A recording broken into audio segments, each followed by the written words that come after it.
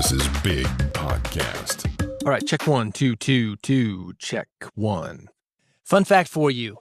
When I started my show called Music Business Radio, the first guy that I called, a dude named Des Dickerson. That name may not be familiar to you, but if you've ever seen the Prince video for 1999, Des is the dude in the Japanese headband, the guitar player. He's a buddy of mine. I was so nervous about hosting a long-form talk show that I called somebody that I knew could speak. Des and I had worked together before.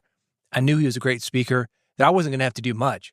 I could just say, hey, tell me about working with Prince. And he would go into it. 54 minutes later, done.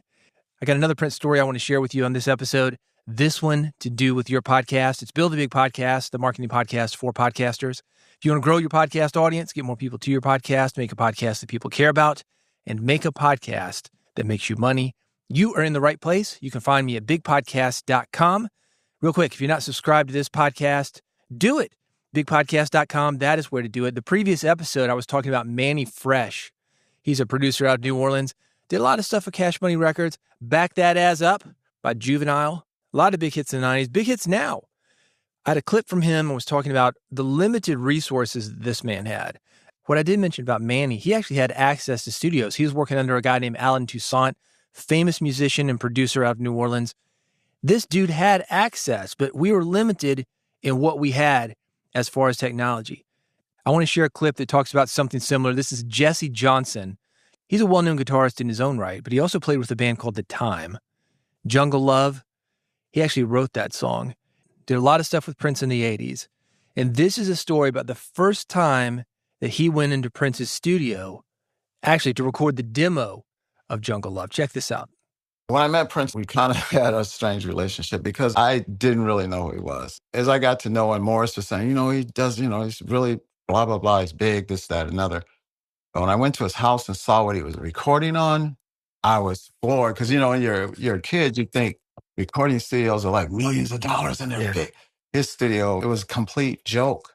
It was like he had an AMIC board. It's not even a recording, but I think it was broadcasting. And when he had those Uri speakers with the light bulbs in them, it was just real not good.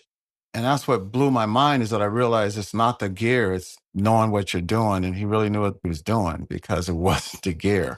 And he was cutting amazing stuff on equipment that wasn't that great. Prince at the time, people knew who he was, at least in the region. An upcoming guy, a lot of focus on him. This is before the big hits, but still pretty successful regionally. And he's in his bedroom recording with some janky stuff that he more or less put together. Sound familiar? That may be you. And these days, we are a whole lot luckier. We've got a lot of stuff available to us that these guys would never have imagined. One of the reasons people call audio engineers is they literally came from an engineering background, electronic engineering, where they're soldering things. The boards people recorded on, a lot like Prince, they were custom. You didn't just go out and buy a board. You used what you had. That clip of Jesse's talking about using a broadcast board from radio, using it to record with. I wanted you to hear that to say this. It is a gift not to have a lot of money. Not forever, but when you start, there are two things that can happen. One, it can be a hindrance, so you got to get over that. That, I think, will help you to develop your tenacity to want to do this. But the other thing that it does is it makes you creative. Think about the early days when these guys had to go rent studios. Well, they had to get good. They didn't have a lot of money, time, or tape.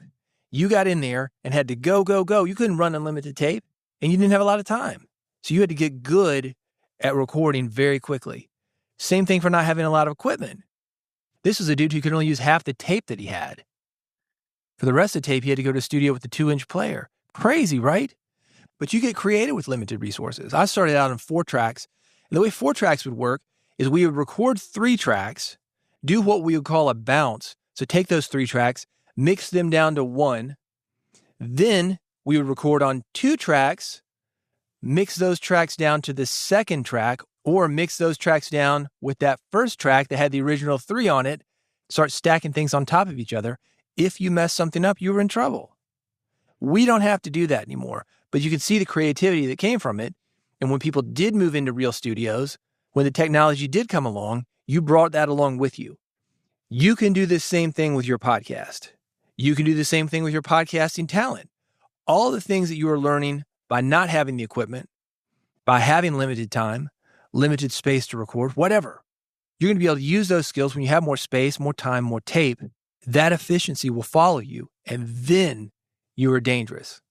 Something to chew on. If you want help with this, you want to connect with me and other podcasters that are working just as hard as you are on this stuff, Big Podcast AMP, AMP, it stands for Audio Monetization Program.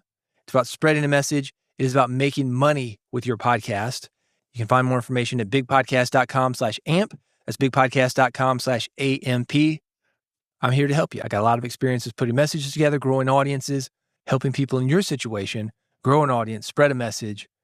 Again, bigpodcast.com/AMP. Thanks for listening to Build a Big Podcast. I'll see you on the next episode.